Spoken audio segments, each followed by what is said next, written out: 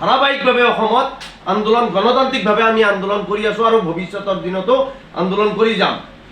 যি আমাৰ বিভিন্ন অসমৰ বিভিন্ন ঠাইতে যি অমানৱীয় উচ্ছেদ, যি উচ্ছেদৰ নিচিনা পৰিৱেশ, ভয়াৱহ পৰিৱেশ অসমৰ বিভিন্ন প্ৰান্তত সংখ্যালঘুসকলক বাছি বাছি টাৰ্গেট কৰি পেলাই যি অমানৱীয় উচ্ছেদ মানে কৰি আছে, তেখেতসকলে বন্ধ কৰিব লাগে।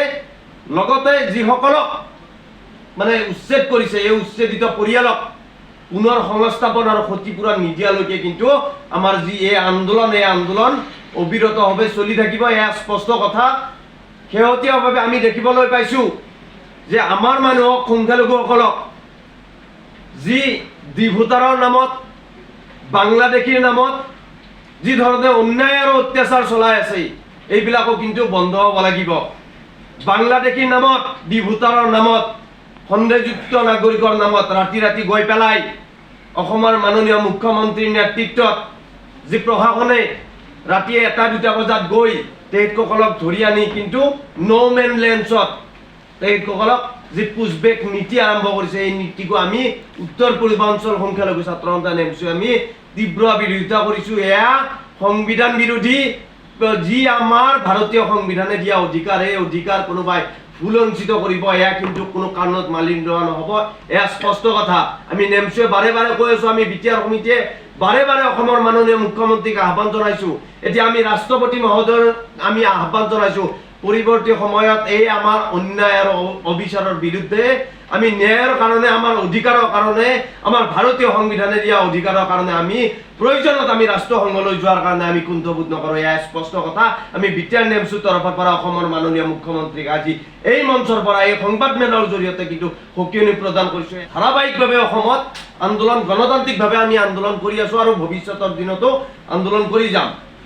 যি আমাৰ বিভিন্ন অসমৰ বিভিন্ন ঠাইতে যি অমানৱীয় উচ্ছেদ, যি উচ্ছেদৰ নিচিনা পৰিৱেশ, ভয়াৱহ পৰিৱেশ অসমৰ বিভিন্ন প্ৰান্তত সংখ্যালঘুসকলক বাছি বাছি টাৰ্গেট কৰি পেলাই যি অমানৱীয় উচ্ছেদ মানে কৰি আছে, তেখেতসকলে বন্ধ কৰিব লাগে। লগতে যিসকলক মানে উচ্ছেদ কৰিছে, এই উচ্ছেদিত পৰিয়ালক পুনৰ সংস্থাপন আৰু ক্ষতিপূৰণ নিদিয়ালৈকে কিন্তু আমাৰ যি এই আন্দোলন অবিৰতভাৱে চলি থাকিব। এয়া স্পষ্ট কথা। শেহতীয়াভাৱে আমি দেখিবলৈ পাইছোঁ যে আমাৰ মানুহক, সংখ্যালঘুসকলক যি ভোটাৰৰ নামত, বাংলাদেশীৰ নামত যি ধৰণে অন্যায় আৰু অত্যাচাৰ চলাই আছে, এইবিলাকো কিন্তু বন্ধ হ'ব লাগিব। বাংলাদেশীৰ নামত, ভোটাৰৰ নামত, সন্দেহযুক্ত নাগৰিকৰ নামত ৰাতি ৰাতি গৈ পেলাই অসমৰ মাননীয় মুখ্যমন্ত্ৰীৰ নেতৃত্বত যি প্ৰশাসনে ৰাতি 1-2 বজাত গৈ তেখেতসকলক ধৰি আনি কিন্তু ন' মেন লেণ্ডছত তেখেতসকলক যি পুছবেক নীতি আৰম্ভ কৰিছে, এই নীতিকো আমি উত্তৰ পূৰ্বাঞ্চল সংখ্যালঘু ছাত্ৰ সন্থা নেমচি আমি তীব্ৰ বিৰোধিতা কৰিছোঁ। এয়া সংবিধান বিৰোধী। যি আমাৰ ভাৰতীয় সংবিধানে দিয়া অধিকাৰ, এই অধিকাৰ কোনোবাই ভুলঞ্চিত কৰিব, এয়া কিন্তু কোনো কাৰণত মানি লোৱা নহ'ব। এয়া স্পষ্ট কথা। আমি নেমচিয়ে বাৰে বাৰে কৈ আছোঁ, আমি বিটিআৰ সমিতিয়ে বাৰে বাৰে অসমৰ মাননীয় মুখ্যমন্ত্ৰীক আহ্বান জনাইছোঁ। এতিয়া আমি ৰাষ্ট্ৰপতি মহোদয়ৰ আমি আহ্বান জনাইছোঁ, পৰৱৰ্তী সময়ত এই আমাৰ অন্যায় আৰু অবিচাৰৰ বিৰুদ্ধে আমি ন্যায়ৰ কাৰণে, আমাৰ অধিকাৰৰ কাৰণে, আমাৰ ভাৰতীয় সংবিধানে দিয়া অধিকাৰৰ কাৰণে আমি প্ৰয়োজনত আমি ৰাষ্ট্ৰসংঘলৈ যোৱাৰ কাৰণে আমি কুণ্ঠবোধ নকৰোঁ। এয়া স্পষ্ট কথা।